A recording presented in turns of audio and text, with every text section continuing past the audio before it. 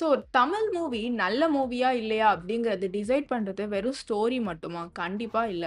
So ஒரு movie அதோட சிம்பிளா ஸ்டோரி இருந்தாலுமே அந்த மூவிய வந்து நம்ம ஒரு மாஸ்டர் பீஸா ஆக்க முடியும். ஸோ அது வந்து எப்படி அப்படிங்கிறத பத்தி தான் நம்ம இந்த வீடியோல பார்க்க போறோம். So this is VJ Nithyashree. Welcome to mesmerise production. வாத்து முட்டையிலேருந்து டைனோசர் வருமாப்பா?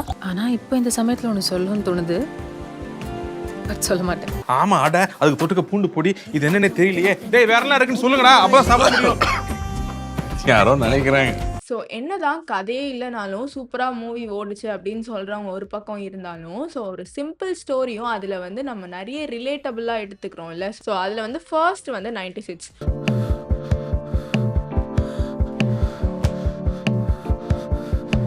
ஸோ இந்த மூவில வந்து ஃபர்ஸ்ட் வந்து ஒரு 2 லவ்வர்ஸ் இருப்பாங்க. ஸோ ஸ்கூல் டைம்ல லவ் பண்ணியிருப்பாங்க. ஸோ அவங்க பல வருஷம் கழிச்சு பார்க்கும்போது எப்படி ஃபீல் பண்றாங்க அப்படிங்கிறது தான் வந்து இந்த ஹோல் ஸ்டோரியுமே. ஸோ அதில அவங்களோட கான்வர்சேஷன், ஸோ அவங்களோட அதில அன்ஸ்போக்கனான ஃபீலிங்ஸ் இது எல்லாமே அழகா அதில காமிச்சிருப்பாங்க.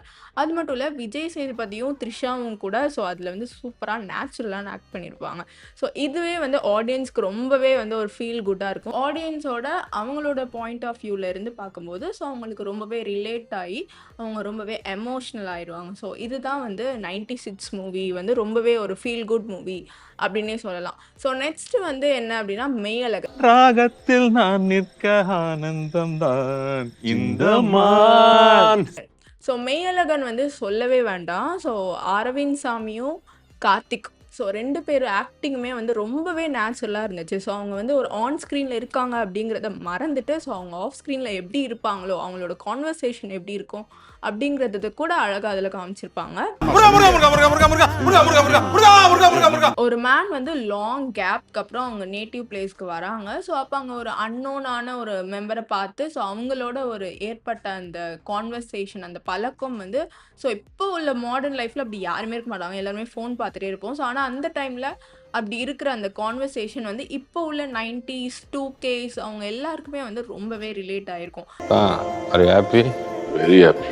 ஸோ இந்த மூவிலயுமே வந்து ஒரு ஹியூமன் கனெக்ஷன். ஸோ அது மட்டும் இல்லாம ஸோ கார்த்தியோட கேரக்டருமே ரொம்ப சாஃப்ட்டா இருக்கும். ஸோ அவர்கிட்ட எந்த ஒரு ஈகோவும் இல்லாம ஒரு கைண்ட்னஸ், ஒவ்வொரு மனுஷங்களோட கேரக்டருமே வந்து அப்படி இருக்கிறது வந்து ரொம்பவே ரேர். ஸோ அப்படி இருக்கும்போது ஸோ கார்த்தியோட கேரக்டருமே வந்து நம்மளால வந்து ஈஸியா நம்மளோட ஃப்ரெண்ட்ஸுமே அப்படி வந்து 1, 2 பேர் இருப்பாங்க. நமக்கு அது வந்து ரொம்பவே வந்து ரேர். ஸோ அது ஒரு ஜெம் கேரக்டர் அப்படின்னே சொல்லலாம். யார் ஃபர்ஸ்ட் குதிச்சுறாங்கன்னு பாப்போமா? ஸோ நெக்ஸ்ட் வந்து பறந்து போ. ஸோ இந்த மூவிய டைரக்ட் பண்ணது ராம். இந்த ஊருனா இந்த மலை, அந்த குளம், அந்த கிரவுண்ட், அரவலாடுறதுக்கு ஃப்ரெண்ட்ஸ்.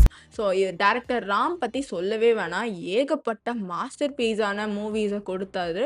ஸோ அதில் வந்து எங்களோட ஃபேவரட் என்ன அப்படிங்கிறத கீழே கமெண்ட் பண்ணுங்க. ஸோ அதுக்கு முன்னாடி இந்த மூவியை பற்றி பார்த்துலாம். Is this how you raise a child? Sorry ma'am, I didn't rise. So இந்த மூவியோட கதை என்னன்னா ஸோ ஒரு வந்து ஒரு ஜேர்னி மாதிரி அப்படின்னே சொல்லலாம். ஸோ ஒரு அப்பாவும் ஒரு பையனுக்கும் உள்ள ஒரு பாண்ட் அழகாக காமிச்சிருப்பாங்க. ஸோ இதில் அப்பாவை ஆக்ட் பண்ணது வேற யாரும் இல்லை. ஸோ மிர்ச்சி சிவா தான். சின்ன வயசுல இதான் பிரச்சனை. எனக்கு புரியுற மாதிரி உனக்கு சொல்லவே தெரியாது. இவர் வந்து நம்ம ஒரு ஃபன்னான கேரக்டர்ல நிறையவே பார்த்துருப்போம். ஸோ நிறைய படத்துல பார்த்துருப்போம். ஆனா வந்து இதுல வந்து ஒரு ஃபாதரான ஒரு கேரக்டர் பண்ணியிருப்பாரு.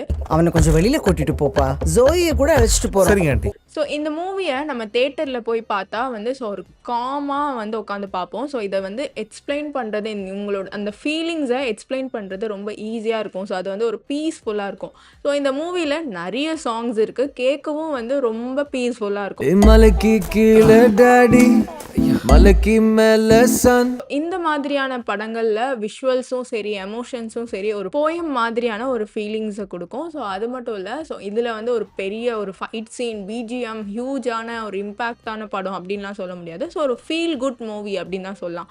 ஸோ இதை நீங்கள் போய் இப்போ பார்க்கலன்னா கண்டிப்பாக போயிட்டு பாருங்கள். ஸோ பறந்து போ அப்படிங்கிறது வந்து ஒரு ரேரான ஒரு மாஸ்டர் பீஸான படம் அப்படின்னே சொல்லலாம். டாடி ரொம்ப பாவம். ஸோ இந்த 3 மூவிஸ் பற்றி பார்த்தோம். ஸோ இந்த 3 மூவிஸில் காமனாக என்ன? ஸோ ரொம்ப ஓவர் ட்ராமாவும் இல்லாமல், ஸோ ரொம்ப பெரிய பிஜிஎம் இல்லாமல், ஸோ ஒரு பெரிய ஒரு எக்ஸ்ப்ளோஷன், ஃபைட் சீன்ஸ் இந்த மாதிரி இல்லாமல் ஒரு காம் ஃபீல் கொடுக்கக்கூடிய ஒரு மூவி உண்மையை சொல்லணும்னா. ஸோ அது மட்டும் இல்லை, இது வந்து ஆடியன்ஸ்க்கு வந்து ஈஸியாகவே கனெக்ட் ஆகும். ஸோ அவங்க வந்து எப்போவுமே ஒரு டெய்லி லைஃப்லையுமே வந்து ஒரு எமோஷ்னலை தாண்டி தான் அவங்க வந்து போயிட்டு இருக்காங்க. ஸோ அப்போ வந்து இந்த மாதிரி மூவிஸ் எல்லாமே அவங்களுக்கு வந்து ஒரு ஸ்ட்ரென்த் கொடுக்கும் அப்படின்னே சொல்லலாம். ஸோ ஒரு மூவி அப்படிங்கிறது கதை அப்படிங்கிறது மட்டும் கிடையாது. ஸோ அதில் வந்து ஒரு நம்மளோட மெமரீஸ் எல்லாமே வந்து அதில் அடங்கியிருக்கு அப்படின்னே சொல்லலாம். ஸோ 90s கிட்ஸ், பறந்து போ, மெய்யழகன் இது எல்லாமே வந்து ஸோ நம்ம லைஃப்லேயுமே நடந்திருக்கும் அப்படி தானே. ஸோ அந்த மாதிரி தான் வந்து ஸோ இது ஒரு என்டர்டெயின்மெண்ட் அப்படிங்கிறத தவிர ஸோ இதில் வந்து நம்ம ஹீல் ஆகக்கூடிய ஏகப்பட்ட விஷயங்கள் இருக்குது. ஸோ இன்னும் இந்த மாதிரி படத்தை பார்க்கலன்னா இப்போவே போயிட்டு பாருங்கள். உங்கள் ஃபேவரட் மூவியை கீழே கமெண்ட் பண்ணுங்கள். அண்ட் மறக்காமல் மெஸ்மரைஸ் ப்ரொடக்ஷன் சேனலை சப்ஸ்கிரைப் பண்ணுங்கள்.